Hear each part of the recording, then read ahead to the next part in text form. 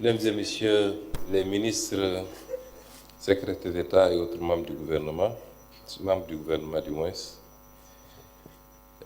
mesdames et messieurs les directeurs généraux, les directeurs, messieurs les représentants des entreprises partenaires, chers étudiants, chers jeunes et tous ceux qui ont participé à ce concours au titre de lauréat d'école de formation ou en tant qu'étudiant,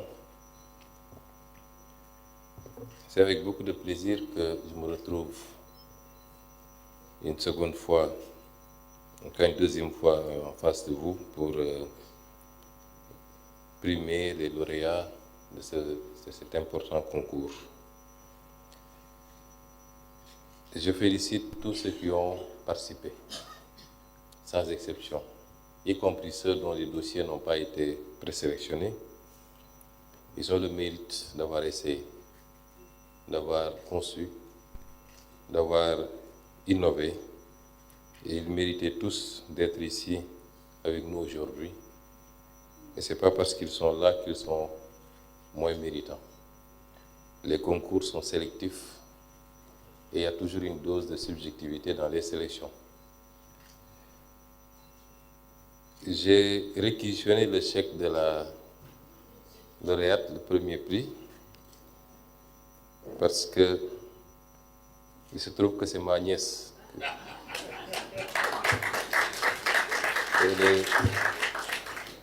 Elle est la fille à ma petite sœur, et je vais lui garder ce chèque pour être sûr qu'il a été bien utilisé.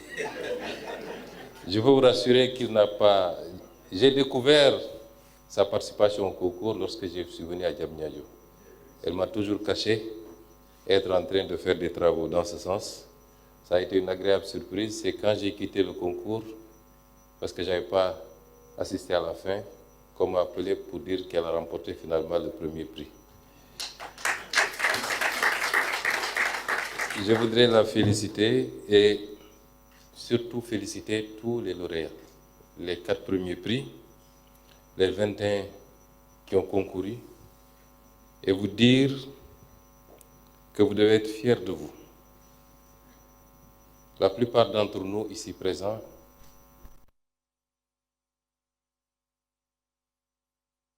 entreprenants à votre âge. La plupart d'entre nous ici. Je ne dirais pas tout le monde parce qu'il y avait des génies. Je crois que le ministre Mabouba Diagne maîtrisait déjà la formule d'Einstein quand il était à votre âge. Mais en tout cas, ce n'était pas mon cas, moi, j'en suis sûr. Et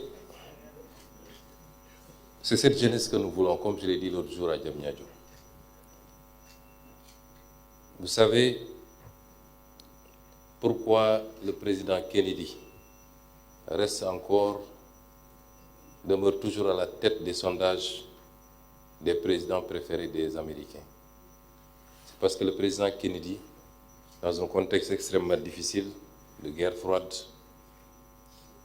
où la rivalité avec la puissance russe ou soviétique était extrêmement délicate, a su faire croire aux Américains en eux-mêmes, en leur promettant d'aller sur la Lune. Beaucoup pensaient que c'était un éléphant blanc, et pourtant, indépendamment des théories complotistes, l'histoire retient qu'il a pu réaliser ce rêve de grandeur pour les Américains. C'est ce que nous voulons avec la jeunesse sénégalaise. Quand on vous parle, on ne vous parle pas en tant que politicien tel que vous les connaissez. Nous ne vous vendons pas des rêves, nous ne nous vendons pas des idées auxquelles nous ne croyons pas nous-mêmes, simplement pour avoir votre carte d'électeur. Et c'est pourquoi nous vous indiquons le chemin, parce que c'est le difficile qui est le chemin en réalité. Et c'est pourquoi quelquefois nous croisons le fer même avec vous, parce qu'on ne change pas un pays dans la facilité.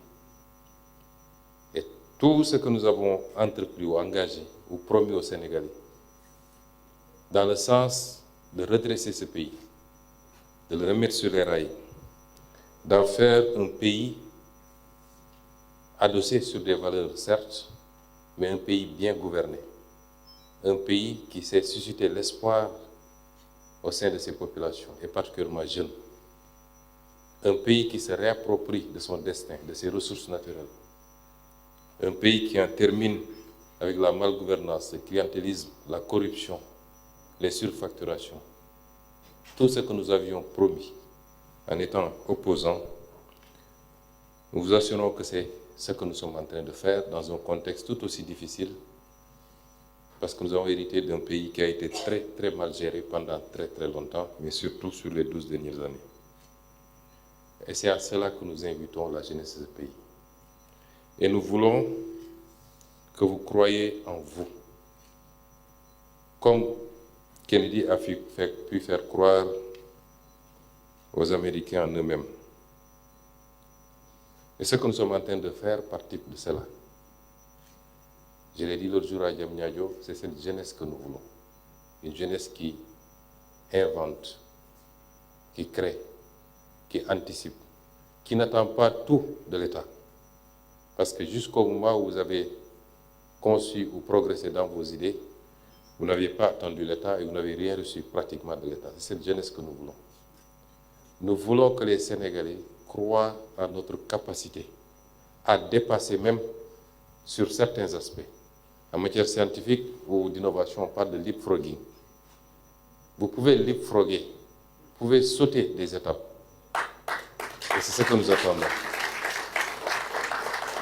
Sauter des étapes, c'est ce que la Chine a fait lorsqu'elle a pu anticiper sur la technologie de la 5G devant toutes les puissances qui, jusqu'à présent, avaient le lead sur ces questions. Et jusqu'à présent, elle garde la main. Et donc, tous les conflits commerciaux que vous entendez autour de certaines entreprises chinoises, c'est parce que, pour la première fois, les Occidentaux ont été dépassés. Ce qu'elle est en train de faire aujourd'hui sur les véhicules électriques et sur certaines technologies.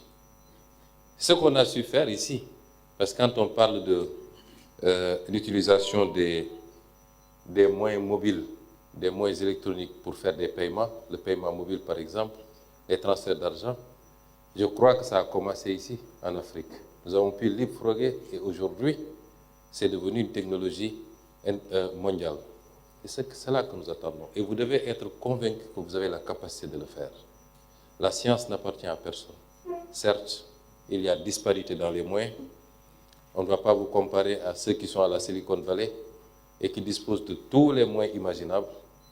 Mais je pense qu'avec la ressource, la matière grise et le minimum d'accompagnement que nous allons faire et que nos partenaires vont faire à côté de nous, à défaut de pouvoir être sur ces standards mondiaux tout de suite et maintenant, le Sénégal peut ambitionner de se positionner comme leader en Afrique. Et ce serait déjà un grand pas.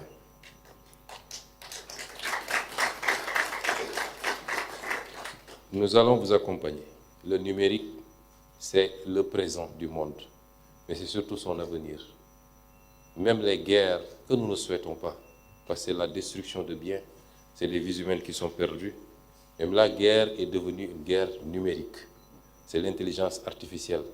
Et vous avez vu tout le débat qu'il y a eu entre le gouvernement américain et certaines entreprises d'intelligence artificielle qui ont refusé de livrer leur technologie pour participer à la guerre en Iran. Aujourd'hui, on parle de plus en plus d'une guerre qui serait menée peut-être par l'intelligence artificielle, par des robots, pour limiter les pertes en vies humaines.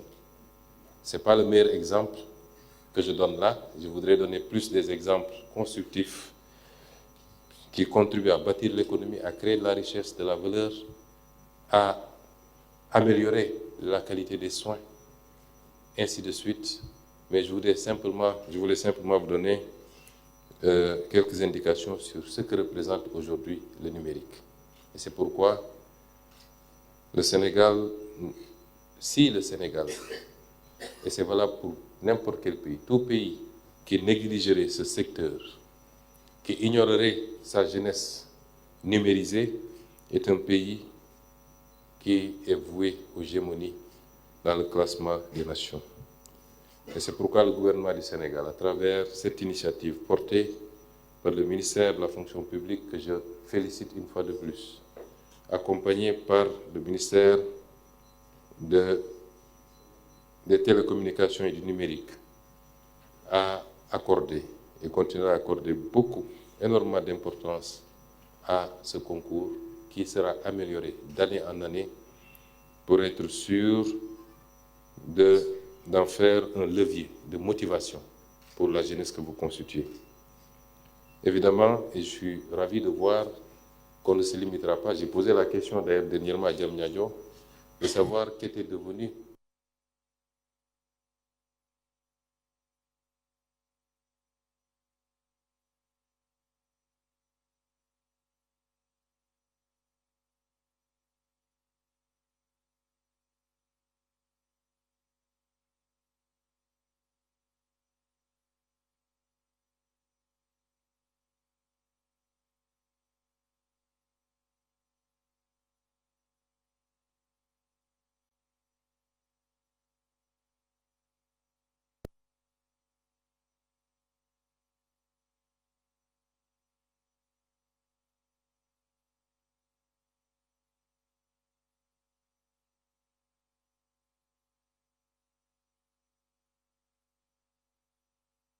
encore une fois ici remercier et féliciter. Certains ont mis à disposition beaucoup de moyens, beaucoup de matériel, d'autres des moyens financiers, certains des laboratoires même. Je les félicite, les encourage et les exhorte à rester à nos côtés pour accompagner ces braves jeunes à représenter l'avenir de ce pays, à faire ce que nous n'avons pas pu faire peut-être, ou à le faire mieux que nous l'avons fait jusqu'à présent. Et donc le coaching est important. Je superviserai moi-même le suivi et le respect de ce délai de 3 mois. Que nous n'avons pas fixé, mais le présentateur a dit qu'il aime les défis. Nous allons le trouver sur son terrain et aider ces jeunes en ces 3 mois-là à maturer ces projets, à en faire des projets concrets,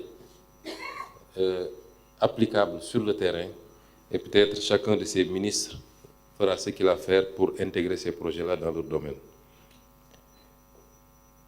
Je voudrais enfin annoncer, comme nous l'avions fait l'année dernière, que la primature accompagnera, en dehors de ce qui a été déjà fait, l'ensemble des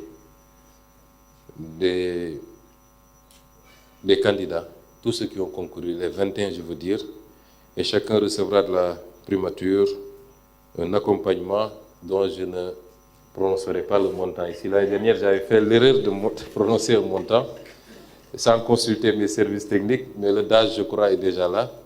Mais chacun des 21 projets sera accompagné financièrement par la primature, comme on l'avait fait l'année dernière. Je voudrais enfin me réjouir de constater, comme l'année dernière d'ailleurs, la forte présence, pour ne pas dire la prééminence des jeunes filles dans ce concours. C'est devenu quasiment une répétition. On est habitué maintenant à ça, aux cérémonies des concours généraux. De manière générale, on a plus de filles que de garçons. Dans le Goverton, on le remarque également. C'est très encourageant pour le pays, pour l'équité que nous souhaitons, pour le relèvement du niveau de participation de cette catégorie sociétale extrêmement importante dans l'effort de construction de ce pays. Et à travers les filles lauréates de cette année, je voudrais encourager, exhorter toutes les filles à se concentrer, particulièrement à cet âge, davantage et beaucoup plus à leurs études, leur formation, ou quel que soit le domaine dans lequel elles évoluent, à se concentrer davantage à cela, parce qu'elles sont une bonne partie de l'avenir du pays, et je dois même pouvoir dire qu'elles sont au minimum 51% de l'avenir de ce pays. Je vous remercie. Merci beaucoup, Monsieur le Premier ministre, pour l'accompagnement et les belles annonces. Vous nous permettrez également de remercier l'ensemble des sponsors. Expresso qui a donné 20 millions de francs CFA, CDC 20 millions, Lassar 10 millions, EcoBank 20 millions, Oumou Group 10 millions, Wave 10 millions pour Autonome de Dakar 10 millions, YAS 5 millions, Atos 5 millions, ADPME 5 millions. Merci Monsieur le Directeur Général Alpha Thiam pour la présence et l'accompagnement.